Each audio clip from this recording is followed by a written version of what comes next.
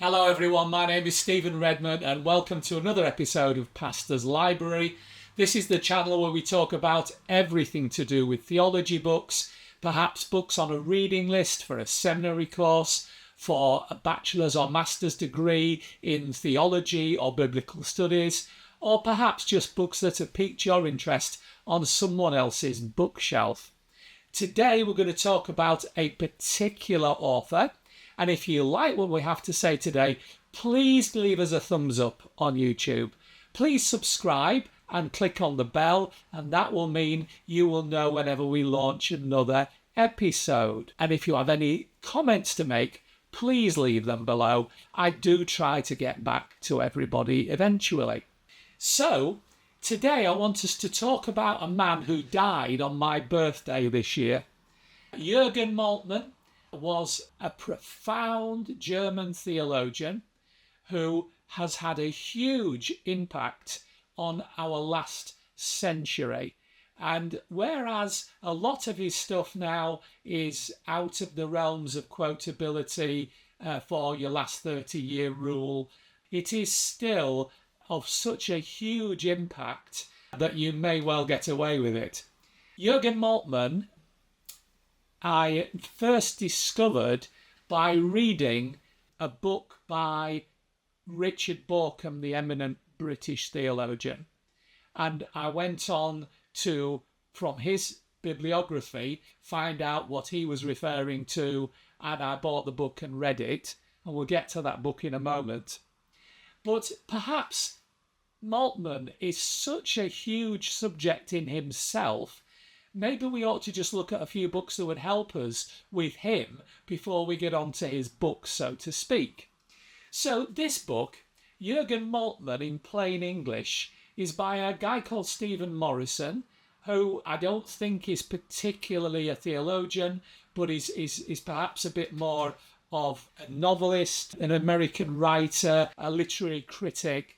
He's written a few books in this sort of series, I think maybe 4 of them at the moment.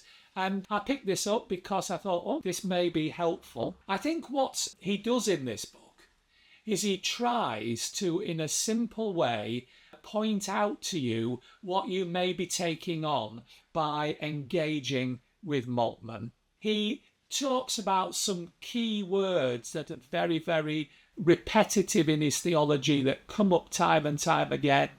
He talks about how theology cannot escape the political and the social dimensions.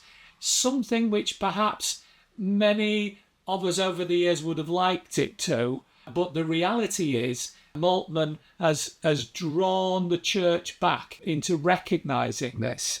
He lists his key works, he recommends things for you to read, and there are very distinct sections in this book which will highlight his teachings and his thinking.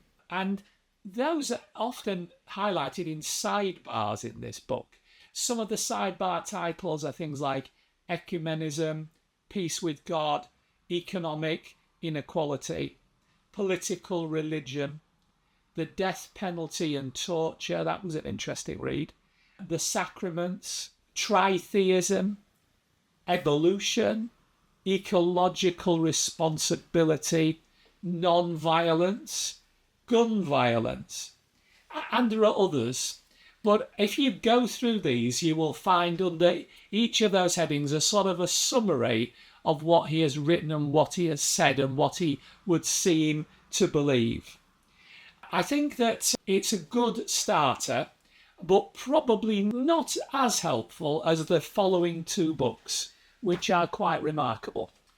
Moltmann, Messianic Theology in the Making, is described as being an appreciation by Richard Bauckham. Richard Bauckham, who himself has had a massive impact on theology in recent years. It gives us a bit of background on Moltmann. Moltmann was Professor of Systematic Theology from 1967 to 1994 in the University of Tübingen. He died, like I say, on my birthday this year, the 3rd of June, 2024, aged 98. He would have described himself as being post-Barthian in his theology. And amongst various highlights of his career, he was invited to deliver the Gifford Lectures in 84 and 85. The greatest achievement of Moltmann's theology has been to open up hermeneutical structures for relating biblical faith to the modern world. That is probably my favourite quote in this book, because it summarises everything. And what Moltmann goes on to explain is that he's done this with a biblical basis, a Christological centre, an eschatological openness, and with a strong Trinitarian ecclesiology. You might say that one paragraph is enough to summarise him, but he goes deeper and it's really quite excellent. This is a book of simply 5 chapters with conclusions, notes and bibliography at the end. It is a 1987 book, so it's written towards the end of Moltmann's formal working life, although Moltmann did carry on writing for many years after that. But this is quite a seminal work. You will learn more about Moltmann in this, on Moltmann's writings, I would suggest, than in anything else that is out there. And by that I am including A Broad Place, which is Moltmann's own autobiography. Now, he published this in 2007, so it's not old at all, really. It's 406 pages, and with this great picture of him on the front cover, this is a seemingly open and even-handed representation of himself. He's painting here a moving cartoon of his life, and you'll meet the people who influenced him. You'll hear what he sees as his modest contribution to written theology. And I don't know, I like that often about autobiographies, but to be frank, I enjoyed this. I think there's a lot to be had through this. So those 3 books, what I would say is they are a start to Moltmann's life and work, and they will give you a structure to handle his books in. I mean, I've got 3, 6, 9, 12, 15, 18. It would appear I've got 18 of his books. I have a couple on order, and I think that's probably about as far as my collection will go. But there are a number of more out-of-print titles which are out there, and a couple of more recent collations of his work which are still fairly expensive. So he's clearly got quite a big theological impact on our library shelves. So, Theology of Hope is really his starting point. This was published in 1967 in English, might have been the year before in German. The reviewers at the time called it revolutionary. They called it essential reading, which are very outstanding comments to be made in 1967. The 342 pages pass quite quickly. After all, Moltmann was a good writer and an accessible one. The theme of this book is eschatology, and it introduces the concept of the eschatological horizon of the resurrection. I suppose the conclusion of the book for him is that we must be able to give an answer concerning our hope in the crucified one. Considering this book is now getting quite elderly, I would suggest to you this is a really good read, and it's the start of a trilogy of books, and it really is quite an excellent start. Now, I told you that I picked up a book which was Borkham's book, which then led me on to The Crucified God, which is the second part of this trilogy. This was translated into English in 1974. It's 360 pages. And this is really the first book of Moltmann's I ever read. I made this as part of my studies in theodicy, and I read them in a mix of other books by Camus, Dostoevsky, Wiesel, Kushner, and other well-known names in the field. And I would just say to you, I honestly don't know how anybody who reads theology gets by in life without reading this book. I would go so far as to say this book is a wide open space to let your mind wander it amongst God's creation. This is a great place to go and meet with the Saviour and to understand why he died on the cross, and to also appreciate the implications to our world, and to give you a message of hope for this world. Whatever you end up thinking about Moltmann, I just don't know how you could not read this book and not get something from it. It really is an excellent piece of work. And so whereas everyone says, read the trilogy first, I would say to you, well, read the trilogy, but if you won't read 3 books, will you read this one? Because this one is truly amazing. The third in the trilogy was published in 1977. So this was published in the year I left school, in Queen Elizabeth's Silver Jubilee year. It's 407 pages. It's got 4 themes: Christ, the Spirit, the Church, and human life. And this really is a book on ecclesiology, the Church in its ways and its mission. When you read the 3 sort of one after another, I think you really get into Moltmann and you understand where he's coming from. You see, I may not agree with everything that Moltmann says or thought, but you have to appreciate where he was coming from. He was a prisoner of war in the Second World War in England. He spent most of the time in Nottinghamshire in a POW camp. Moltmann saw a lot of the mistakes of war and of his own nation too. But he comes out with a refreshing message for the rest of the 20th century, which I would have to say to you should not be forgotten in our 21st century. And all I can say is the 3 of these together, this one is the Church in the Power of the Spirit, the third one.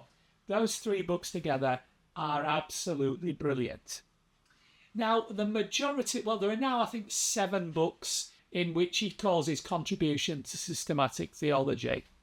And these are all worth partaking of. Then there are a number of collections of articles he's written and that type of thing. But what I would say is the first of these books is called The Trinity and the Kingdom. And other than the crucified God, I would say to you, this is the one that's had the most personal impact on me. I'm not saying that it's the second best book he wrote. What I'm saying is it had a huge personal impact. So this is a book which will open your eyes to things that you thought you knew, or things that you'd forgotten and needed reminding of. Here are a couple of quotes from it. The history of Christ's sufferings belongs to the history of the sufferings of mankind by virtue of the passionate love which Christ manifests and reveals. I think I quoted that in my dissertation. There are some other wonderful ones here. The question about God and the question about suffering are a joint, a common question, and they only find a common answer. Either that or neither of them finds a satisfactory answer at all. I love Moltmann's way with words, the way he brings ideas to a terse sentence or two. This is a superb book, and all I would say is if you've ever struggled to understand or express the Trinity as an idea or as a reality, this is an excellent book. Now, there are loads of others I could go through. God and Creation. This is the Gifford Lectures from 84 and 85 put down onto paper. The Spirit of Life. That's a brilliant book. There's The Coming of God. There are lots of others. All I can say is, I can't tell you to buy them all. Goodness me, we would all be very sad if our lives were dominated by books left to read. But what I would say is, try dipping into Moltmann. There is so much to engage with. I would really suggest to you The Crucified God is a must. The trilogy, the Theology of Hope, and the Church in the Power of the Spirit, those are really the essentials to read. I really love that book on the Trinity and the Kingdom, but most of these are good. And some of his more recent ones about ethics are there, politics, ecology, but ultimately the ethos of his theology about this eschatology of hope that was there in the first book of the trilogy, that has carried on through his life. There's a book he edited of a conversation of him with a number of other theologians. It's called How I Have Changed. That's an interesting book, an interesting take on life. There are lots of things he has written that you ought to consider reading. But at a time in which, I've recorded this less than a month since he died, and at a time in which the world, I think, has a reason to mourn one of the most epic theologians of the 20th century, this is a time when also we should consider, have we learnt the lessons he's tried to teach us? And with that, I suppose that's probably the way I should tie up this video. So, if you've liked it, please give us a thumbs up. Why not leave a comment if you've got any questions or issues you'd like to raise about Moltmann? Leave them below. And also, you can always leave ideas. I've only probably got another 100 or so videos in my quiver, but I'm always looking for new ideas. So please leave those below. And until next time, I just one thing to say to you, which is bye!